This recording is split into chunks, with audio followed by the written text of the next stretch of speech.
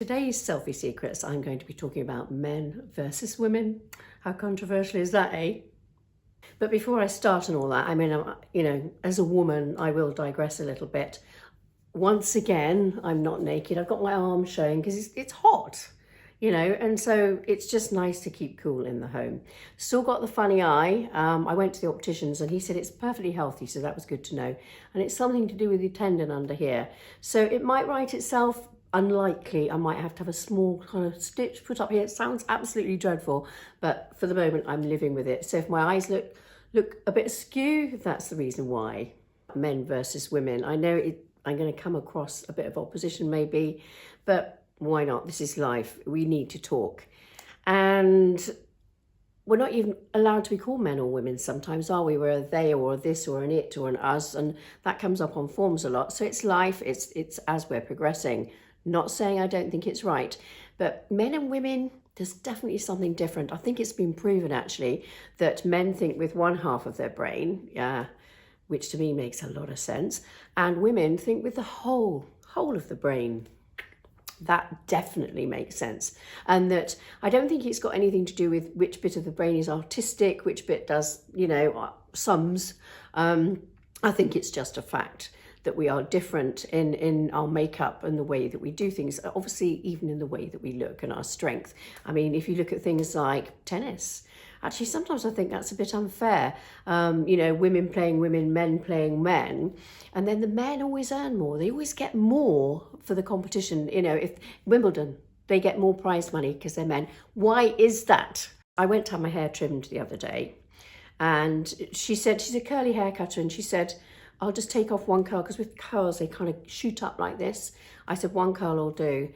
Obviously, 3 curls later, it's a lot shorter. And as a woman, I'm thinking, I'm not very pleased about this. And I'm trying to stretch it all the time. I'm trying to stretch it when I wash it, but it still poofs up.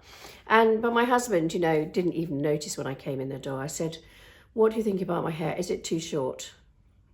I don't know. Is it different? See, girlfriends come around. Oh, Elaine, I like your hair. Oh, we've had a haircut a bit shorter. They react instantly. We look at appearance. It's funny, isn't it, that men are so taken in by looks, from what we've learned, from what psychiatrists say, psychologists will say, that men are very taken in by looks. And apparently, when we're babies, we have, almost like perfect eyes and a snub nose, everything perfectly placed apart, and beautiful skin. And that is apparently why we are so attracted to babies, according to some psychologists. Don't take that as, Dr. Google, but I was told that by a psychologist some years ago.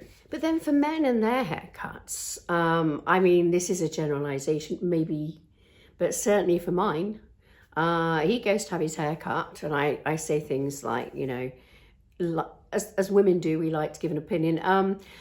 Try not to have it cut too short. If it's too short at the back, it looks very old manish, and we're trying to look younger, hey? Maybe ask him this, maybe, why do you get it dyed? Which he looks absolutely horrified. And then he comes home and it's just like, almost shaved off. And I said, what did you do? Did you not tell him what you wanted? He said, no. I said, well, do you not say, hi, I'd like my hair like this. Can you do it like this here, like this there? He said, no. Why would I do that? He said, I just sit in the chair and he does my hair. That's really strange to me.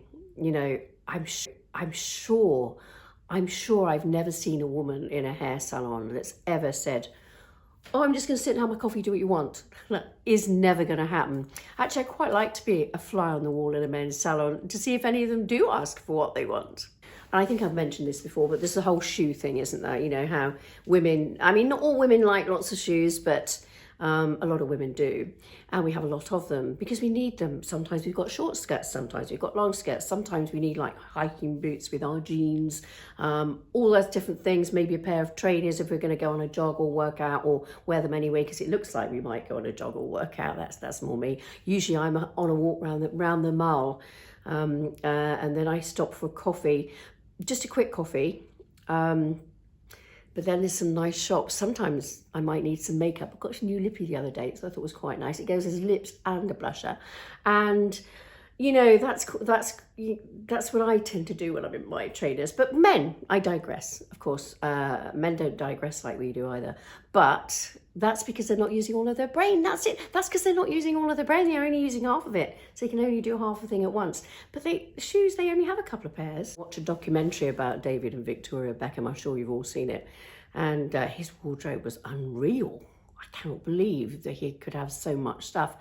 I'm actually not sure that that's quite right. When you look at what's happening in the world and the piles of clothes and the clothes that are just being worn once and the tags still left on them. I mean, I wish I could even afford to do that, but I can't. So yes, so differences between men and women. It's the whole Joey and Friends thing. It's the whole sitting in front of the TV. They don't care what the chair looks like. If it's a big leather chair and it's got gizmos and gadgets and it's got things for the remotes down the sides. I mean, they're naff, aren't they, really? But men don't think so. They can just sit and be, you know, in front of the screen, then they'll do it. But for the women, I don't think women have Joey chairs. I don't think so. If you've got a Joey chair, let me know. But I don't think women have Joey chairs because we like our stuff to be nice, you know, cushions. That's it, cushions and pillows. Cushions. That's like a red rag to a man, isn't it? Cushion. So it's the whole cushions and candles things, isn't it? Cushions, candles. Why don't men like candles? I mean, there are candles everywhere. Some men do. I bet David Beckham's got candles. I bet he puts candles on in the bedroom. But he's a little bit in touch with his feminine side, I'd say, so that's fine. But candles, they don't like candles, and they don't like cushions. So if you put cushions on the bed like I do, you know, they're off, you know, within 2 seconds. And when occasionally, just occasionally, I go out and I haven't made the bed and I ask, you know, said husband if he would make the bed. Yeah, fine. Now he sees every day how the bed is made. He comes into the bedroom, he sees how the pillows are set out, he sees how the duvet is turned back.